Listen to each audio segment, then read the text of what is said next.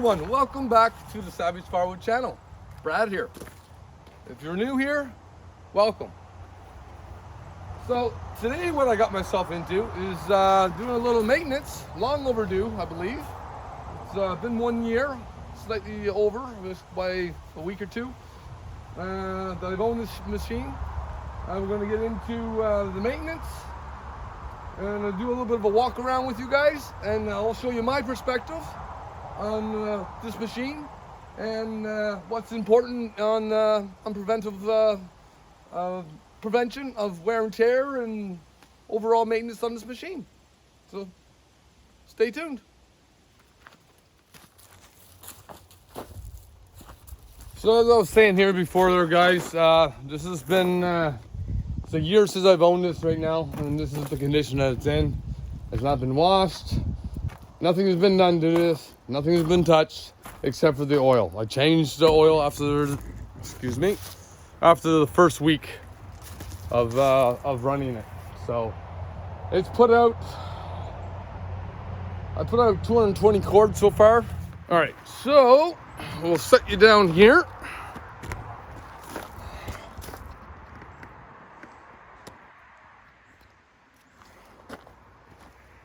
So my first plan is going to use some air to actually blow off a lot of the excess stuff. I'll probably take my hand here to get most of it off, but I'm just going to use the water to get off blow it all off that way. If not, I'll pull out the pressure washer if it's required. I don't think so though. It's all dust. Sawdust mainly.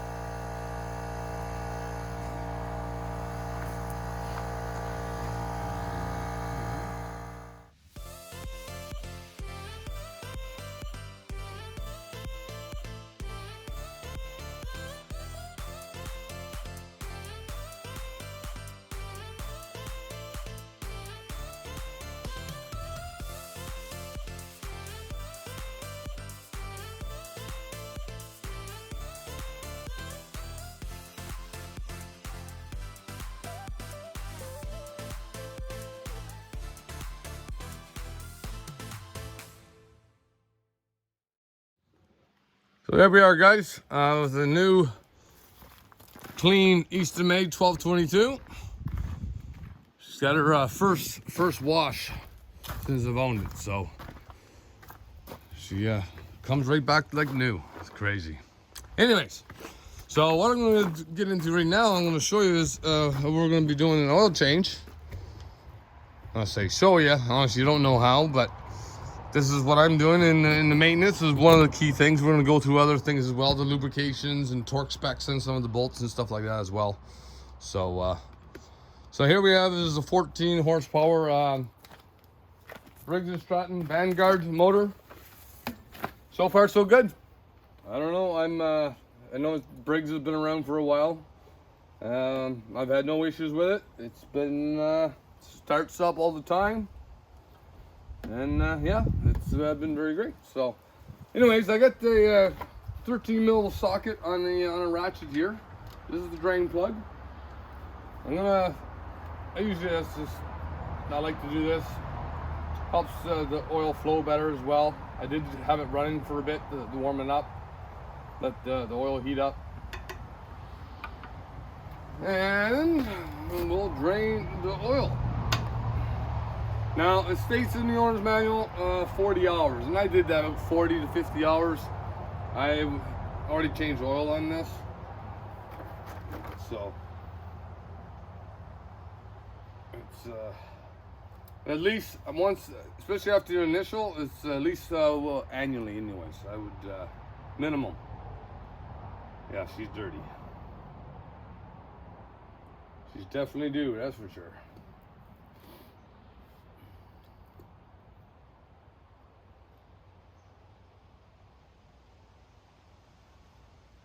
Good.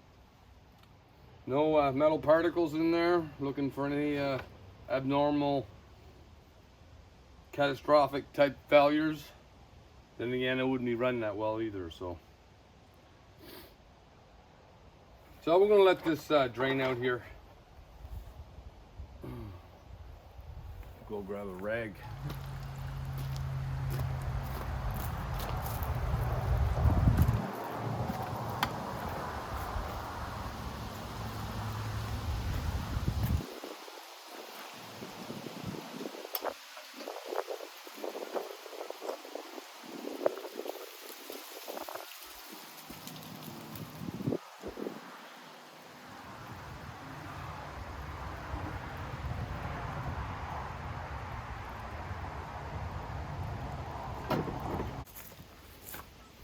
I like to clean up my drain bolt. Make sure that your washer is still there. I like to take my rag and get this wipe up.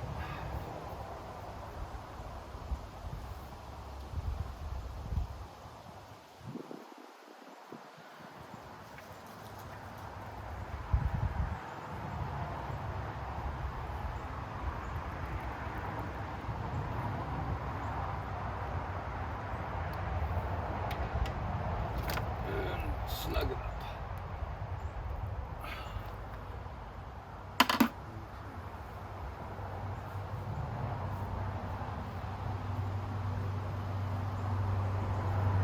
Okay, there we have it. Here's our one of two check to check your oil check areas. There's one on this side and there's one on the opposite. One on this side. There's one right here that I just took out, and then there's another one on this other side right here.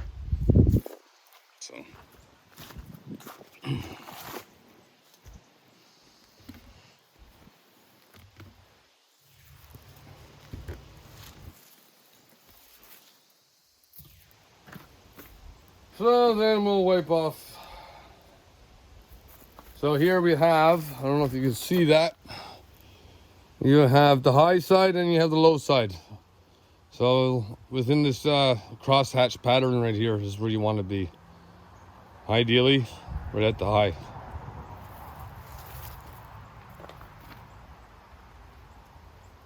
High or full would be another way of saying that. So it takes about a liter of oil, 3/4, thereabouts, to a liter anyways. I'm currently using 5W40 synthetic. That's what I have right now. Ideal 530, 540 is just a higher temperature range, being the 40 number. Winter's coming. This is going to be used all throughout the winter, and therefore it'll be easier starting and so forth.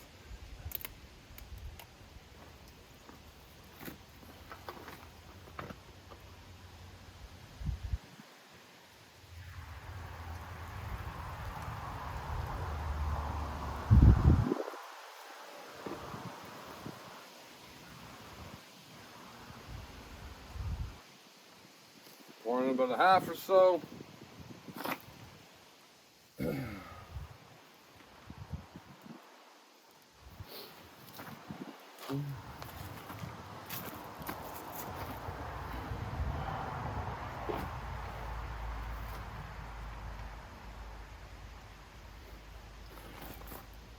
gonna put the old leader in, as I know.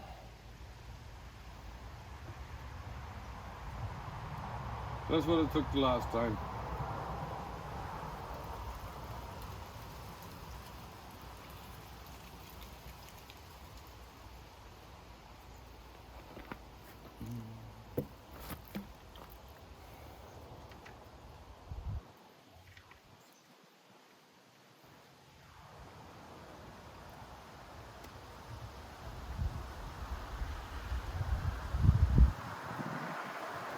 Perfect. There we go. 1 liter of oil.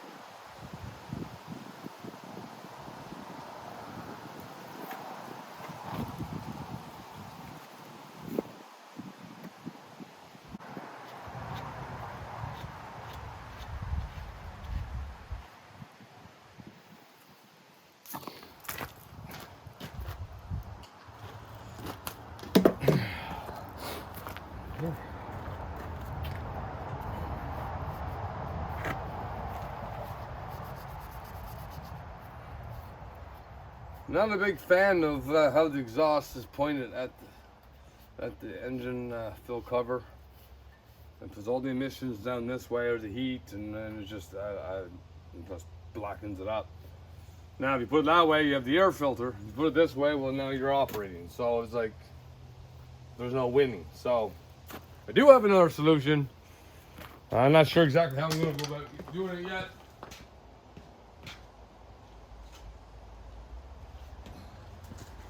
I've acquired some of this exhaust tubing. Of course, being inside the tent, it's my temporary shelter right now.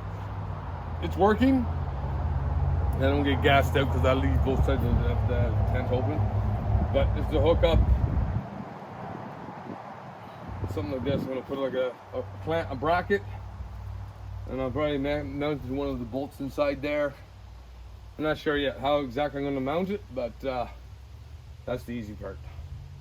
And then I'll trim it off probably half, then I have it away. So most of the emissions, the exhaust gases, will be shot at that way. I don't know.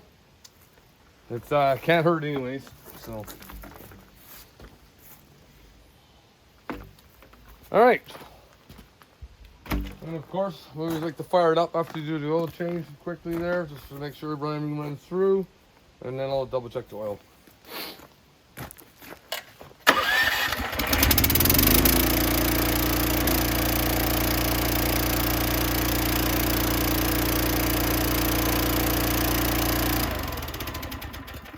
Okay, we'll let it sit there for a bit. Task 1 complete. Then, while that's draining down to the bottom to get a proper measurement of the oil, we'll take off this air filter assembly, and we will check. Oh, they say change it once a year or something. I'll just blow it out, clean it, until it gets to the point you can't see through it. Well, a little bit in there, not too bad. Not too shabby. I've already blown it out once. We'll go at it there again. We'll clean that up, and we'll clean out this little reservoir here.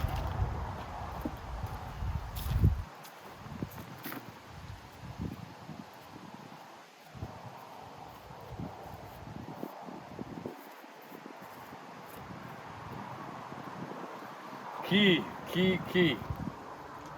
Take a little bit of pride and care in your equipment. It'll last so much longer.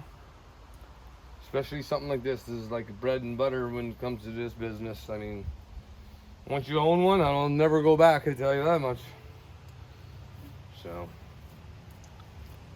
that's when I say it's a game changer on my first video, it's definitely a game changer. Makes me wonder how I even got this far. 4 years splitting with a residential, so yeah. All right, I'll go clean this up and I'll be right back. Well, we have our cleaner filter. It's not perfect, but it definitely is better. My objective is, or my rule of thumb is, if you can see light go through it, air can go through it.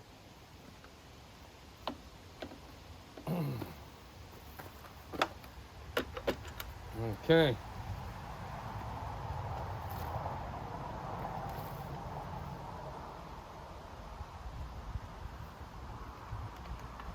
Tighten her up, snugger. There we go. That's done. I did have a thought about doing this muffler. I think I'm going to twist it. Maybe I'll have it directed this way. So it's up this way and out. I think that's probably going to be the best way, and avoid that hose, and I don't have to worry about it. So we'll try that. If not, well, I'll go back to the hose. All right. All right there, guys. So we already finished up the oil change. Air filter cleaning, done. All right, so I also like to look around the engine here, make sure nothing is out of place. Everything looks copacetic. Nothing is rubbing on anything. All right. Hoses, very important areas of possible rubbing areas that could penetrate the hose and break it from the vibrations. Connections. Right, here's a good solid ground here. Okay. Like I spoke about earlier about the exhaust, I'm gonna do something with that. It's not the way it is not it's fine. Really, it is ideally fine. I just want to improve it. If I can, I will. Well, I already spoke about that earlier. That could be something on the next video. But connections on the battery are good.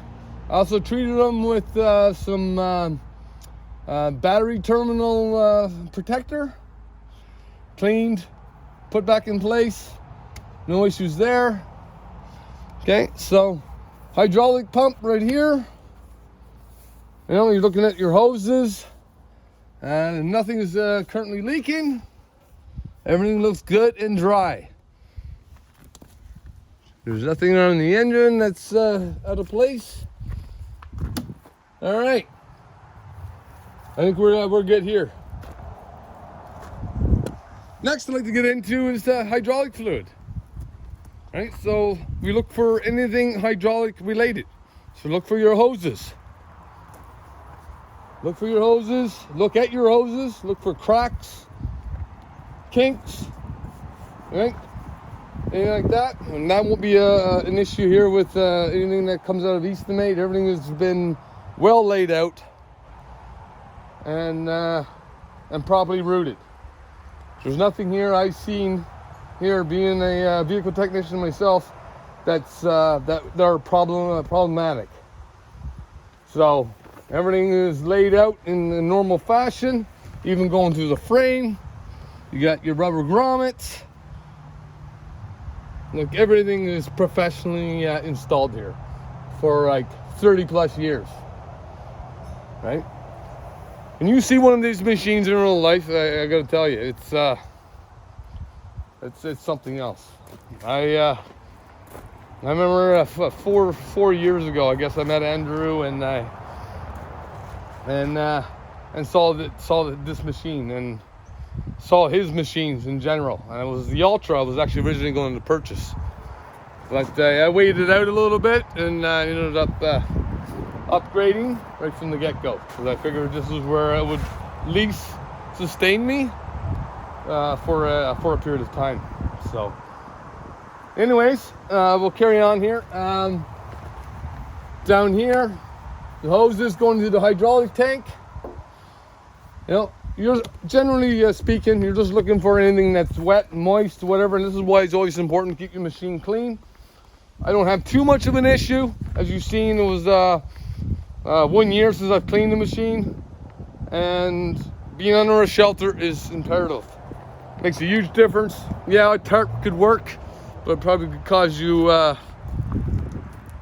don't know, it's just more of a pain, I think, personally.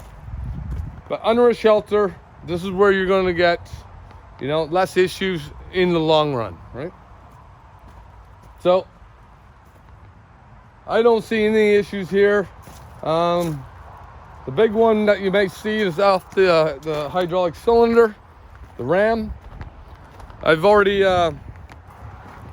extended it many times, checking the seal.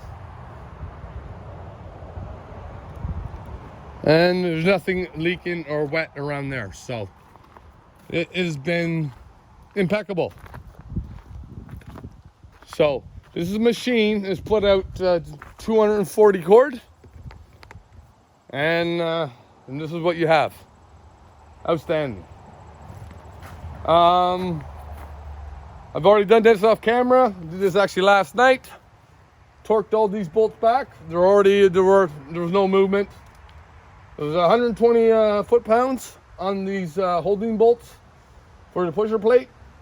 Right? It's imperative that you do that for the wear, for the braking procedure. Right? You got brass phenolic, I believe is what this is. Right? On both sides, all changeable, of course. And worst comes to worst, if it gets too much side-to-side play, which you are going to get wear, because that's the way this is made up, set up, right? Something's got to give. It's definitely not the steel. It's going to be the wearing item. You can always flip the brass plate the other way and carry on. So you got many, many, many years of use out of this before you even have to consider replacing that.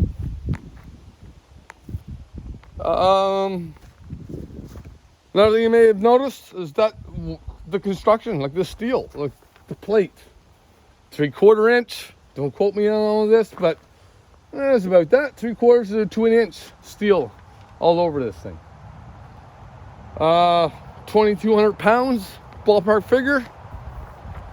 Right? It is a beast.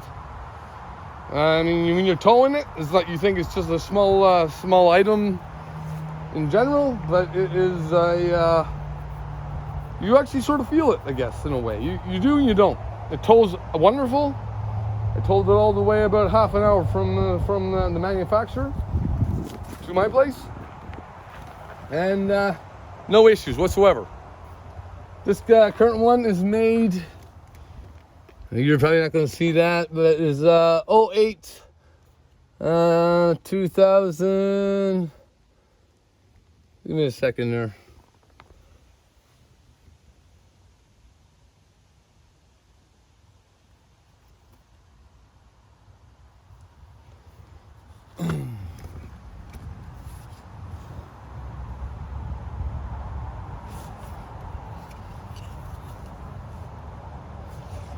So yeah, this one here has been made in 08 2021 model. This is a 2021 Eastonmade 1222.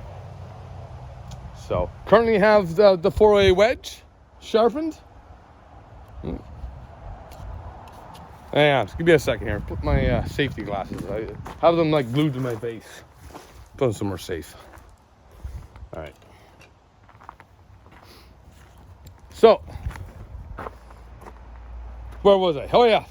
So this is the 4-way wedge on here currently. I put a little bit of a sharper edge on it. Not razor sharp, but sharp enough.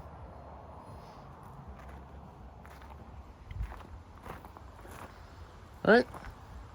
So, this can of graphite. This is a dry lubricant.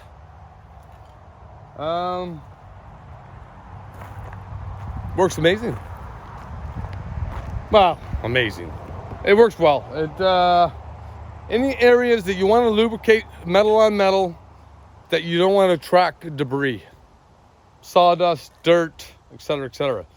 Another prime example, so for your door track, for your sliding door of your house.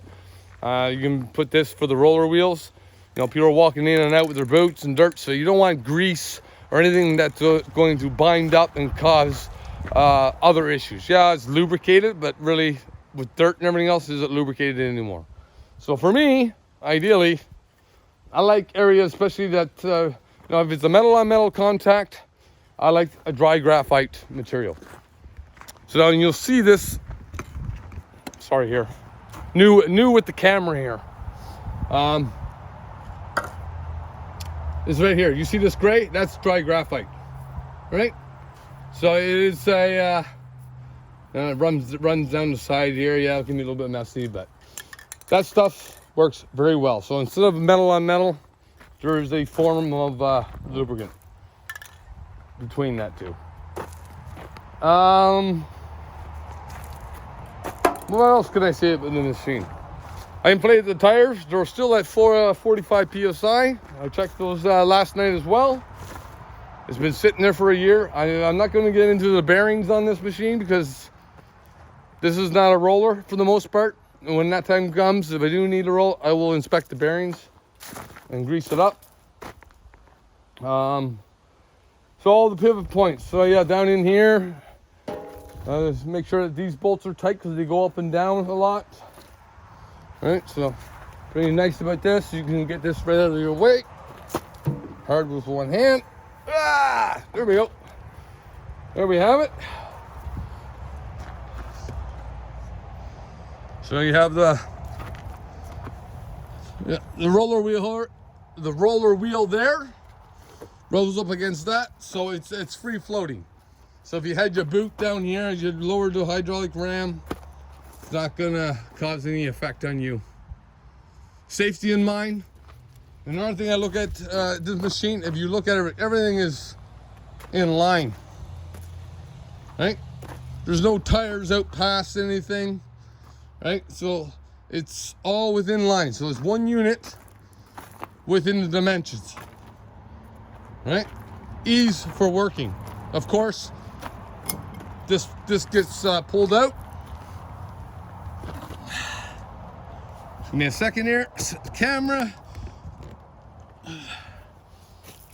And all we have here is a quick pin.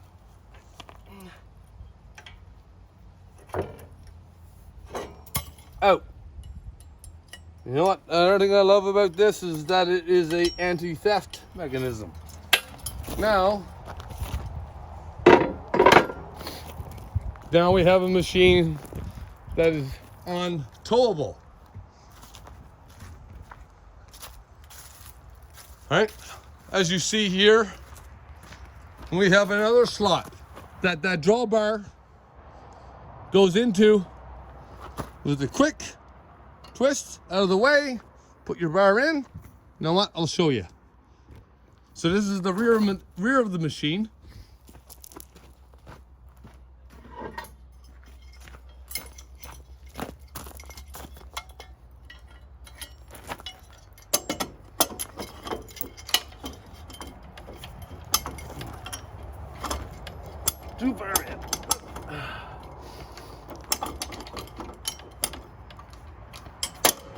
There you go. So now we can maneuver the machine out of the wood pile or do whatever around the yard, mainly, only. Never want to tow it down the highway this way because of the balancing, of course. So, awesome invention or idea. Outstanding there for sure. Okay, so what else? I don't know. There's a lot of things we can cover. I probably should have wrote it down on a notepad, but this is all freelance. What you're seeing right now is real time, and going over with you guys what the 1222 and how it's built. And I've actually looked many times for things that could be corrected. I haven't found any. I might have, actually, you know what? I may. Let me see. I'm just thinking.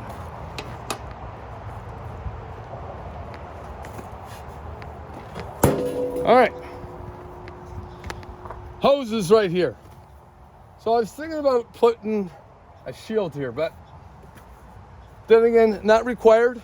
All abrasive resistant hosing.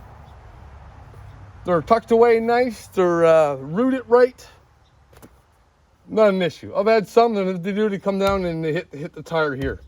So really, at one point there, I had something in my mind. Like, I don't know, maybe I wanted to invent something to add on to this, but I failed. Andrew got that one right. And the Eastonmade team. I don't know. It's a wonderful, wonderful machine. And yes, I'm not sponsored by Eastonmade or anything like that. I remember talking to him the first time I met him, that when I saw it, and being a vehicle technician and mechanically inclined, when I saw this thing and how it was built, he's got it, you know, bang on the money there. So anyways, I'm gonna sum this up right now. I mean, actually, one other thing I'll do before letting you guys go. Greasing is imperative too on this machine. You know what? I'll extend the ram right now there quickly. But anyways, it is greasing the outer edges. So even if, okay, you grease, there's a Zerk fitting, and I'll show exactly where that is here shortly. On the side rails here, the grease doesn't really apply, right? It does not really apply to the sides here. It's mainly on the top and then a little bit at the bottom here, but is to take some extra grease and make sure you line the outer rails here, or the platform sides, and just for that side motion, right? Prevents any extra wear. So you can see the brass phenolic right here, sandwiched all together. Remember, 120 foot-pounds on these bolts, especially during the break-in period, right? Overall, there's nothing else really to talk about. There's a lot of other videos out there that's already been through these machines. I don't want to repeat myself, but what I would like to add on to any type of metal on metal contact, I use the dry graphite. And you know that there's wood and debris that's going to be in that area. So any of your wedges going up and down, dry graphite, right? You can get into some, even with all the bearings and rollers, they're all sealed, right? It's a sealed roller bearing in that. There's nothing to grease, right? I make sure all these bolts are all good and tight, right? And that's it. And like I said, after a year, 220 cord. I went through this whole machine last night. Didn't want to bore you on camera with all that. And there was nothing loosened.